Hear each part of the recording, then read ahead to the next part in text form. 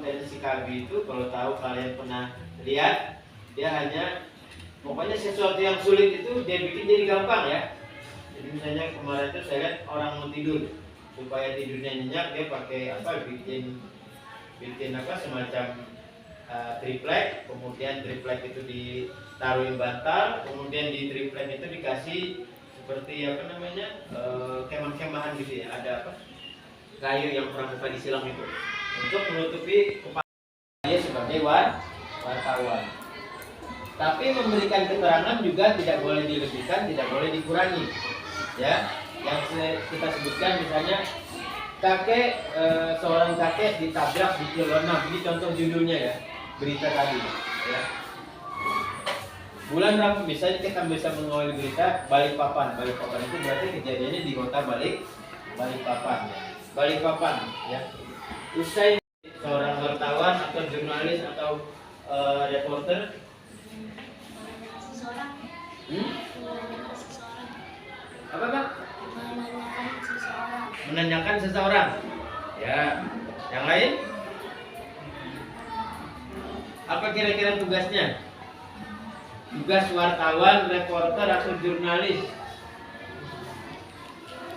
Menanyakan seseorang. Terus yang lain? Apalagi tugasnya?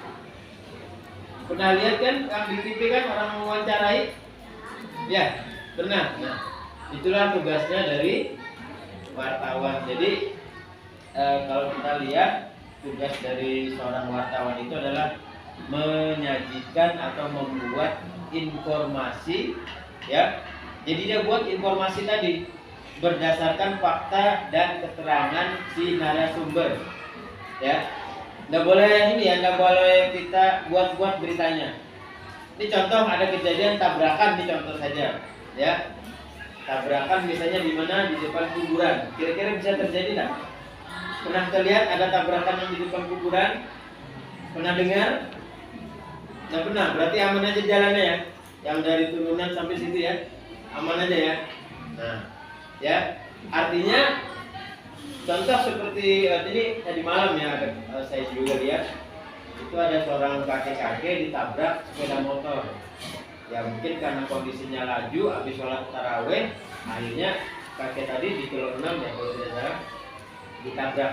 Nah, kalau kita sebagai seorang wartawan atau reporter harus menyajikan informasi-informasi yang disampaikan tadi sesuai dengan fakta. Contoh misalnya, ya, tadi ada kejadian tabrakan, ya. Kalau kita berpegang pada 5W1H, tahu ya 5W1H? Apa itu? Dalam menyajikan sebuah berita, ya, terjadi di mana tadi? Di Jalan Soekarno-Hatta, kilo 6, misalnya dekat Alfa Mini, ya. Diceritakan oleh narasumber, oleh saksi misalnya. Saksinya siapa? Misalnya Rudi ya, contoh. Menurut saksi Rudi yang berada di lokasi kejadian, ya, kakek Abdullah hendak menyeberang, ya, setelah melaksanakan sholat tarawih. Tapi saat hendak menyeberang, tiba-tiba ada sebuah motor. Nah, misalnya motor itu contoh